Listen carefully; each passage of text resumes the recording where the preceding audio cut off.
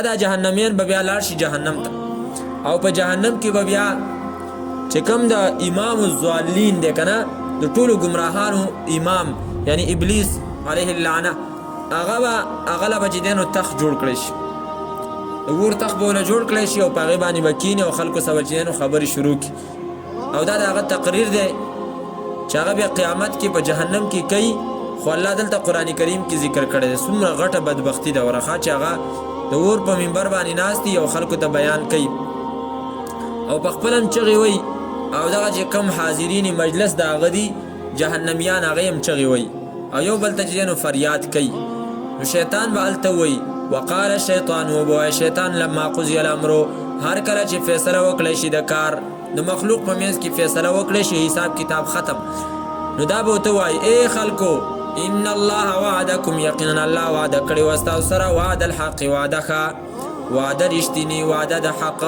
ووعدتکم او ما یو لوز کړی و تاسو سره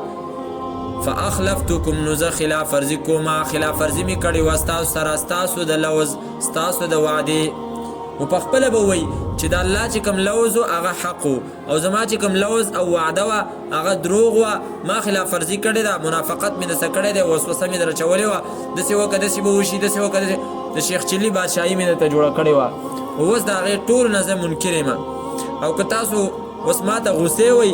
چېرې دا ټول هر څه تا په موږ باندې وکړه نو صاحب ما د باندې نه دي کړي زما د طرف نه صرف وسوسه وه او باقي چې دی نو کار تا په خپله باندې کړی زما په تاسو زور خو نه و سره غوږ نه خو مې نه وي نیولی چې راشه ته چې دی نو قبر ته سجده وکړه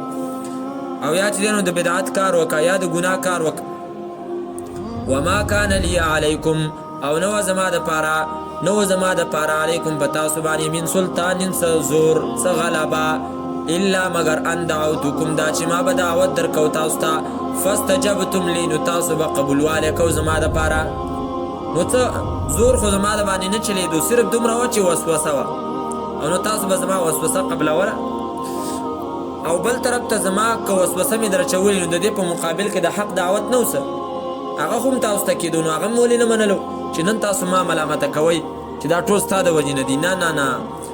فاستجبتم لی نو تاسو زما خبره قبوله کړه فلا تلوموني نو مه ملامته کوئ تاسو ما لره ولومو انفسکم ځان ملامته کوئ په خپله باندې ما خو په زور نه وی راوستی ما انا زنی ما بمصرخکم فریاد اوریدونکي ستاسو وما انتم او نه وی تاسو بمصرخي یا فریاد اوریدونکي زما څومره عجیبه انداز کې قرآن د آخرت دا حالات ذکر کوي چې د انسان زړه چې دی نو مرۍ ته رارسوي په دومره سخت حالت کې د ده دا خبرې چې بیا به د دې ټولو کړو نه به انکار وکړي چې ما خو د باندې نه دي کړي او دلته موږ په دنیا کې ټول د ده په وسوسو پسې روان یو چې څه ګناهونه دي راباندې کوي او تباه کوي او بیا به دا وایي انی کفرتو یقینا زه انکار کومه بما د هغه څه اشرکتموني چې تاسو زه حصهدار جوړ کړی وم د الله تعالی سره من قبلو مخکې د دې نه چې تاسو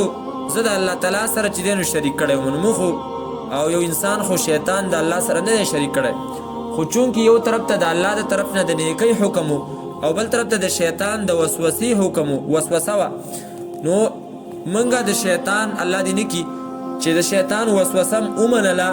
او نو په دې کې موږ د شیطان داسې کو